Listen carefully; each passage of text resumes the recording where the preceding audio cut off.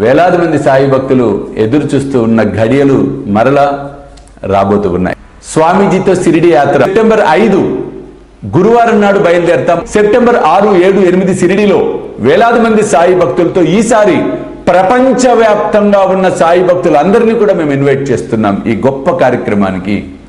కాబట్టి మీరు నాతో రావాలి, ఈ యాత్రలో పాలు పంచుకోవాలి అనుకుంటే త్వరితగతిన కింద కనిపిస్తున్న ఫోన్ నెంబర్స్ కి ఫోన్ చేసి మీ టికెట్ రిజర్వ్ చేసుకునే ప్రయత్నం చేయండి.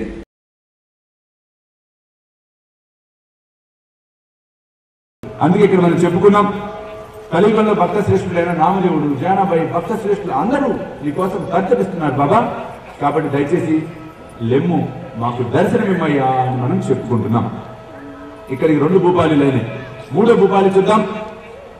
ఉటా ఉటా శ్రీ సాయినాథ గురు చరణ కమలదావా ఆది వ్యాధి భవతాపవారుడి తరాజడ జీవా గేలి తుమ్మా సోడుని ఆభవ తమరజని విలయా పరిహి అజ్ఞానాసి తుమచి బులవే యోగమాయా శక్తి నహమాయత్కించితి తిజలాసారయా తుమే చితితే సారుని దావా ముఖ జనతారయా. ఓ సాయినాథ మహారాజ భవతు మిరనాశక రవి అజ్ఞాని అహమీకితి తవా వర్ణ వివిధో రవి త్రివర్ణిత భాగలే బహువదని శేష విధి కవి సత్కృపయోని మహిమా తుమచా తుమే చ వదవావా ఆది వ్యాధి భవతాపవారుని తారాజడ జీవా. ఉటా ఉటా శ్రీ సాయినాథ గురు చరణ కమలదావా ఆది వ్యాధి భవతాపవారుని తారాజడ జీవా. భక్తమని సద్భావదురుని జయ తుమానుసరలే తుమహన అనుసరలే ధ్యాయాస్తవతే దర్శన తుమచే ద్వారే ఉభేటలే ధ్యానాస్తా తుమసా పాహులే మన అముచే ఘాలే పరిత్వజనామృత ప్రాసాయాతే ఆతురజాలే. ఇక్కడ మనం చూసినట్లయితే ఇందులో మొత్తం 5 చరణాలు ఉన్నాయి భూపాలిలో. మొదటి నుంచి మనం చూద్దాం.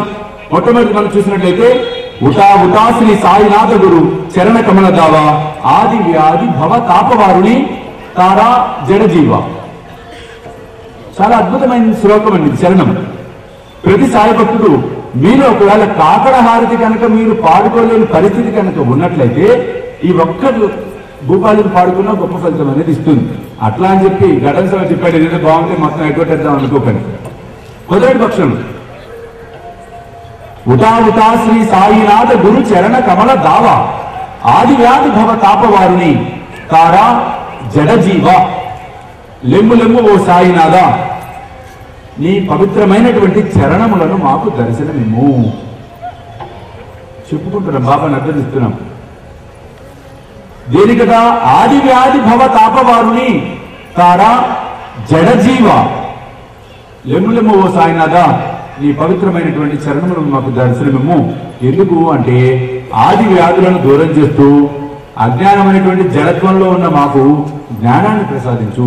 ఆది వ్యాధి భవ తాపవారుని తారా జడజీవ.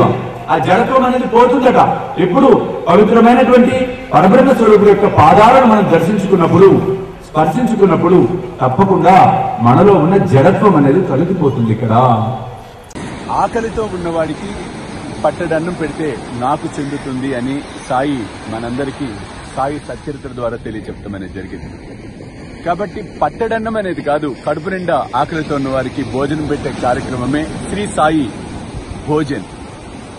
కాబట్టి మీరు కూడా ఈ అద్భుతమైన మహాయజ్ఞంలో పాలు పంచుకొని సాయి కృపకు పాత్రలు కావాల్సిందిగా కోరుతూ ఉన్నాను. వివరాలకు కింద కనిపిస్తున్న ఫోన్ నెంబర్స్ కి ఫోన్ చేయండి. చూస్తూనే ఉండండి శ్రీ సాయి సర్వస్వం యూట్యూబ్ ఛానల్.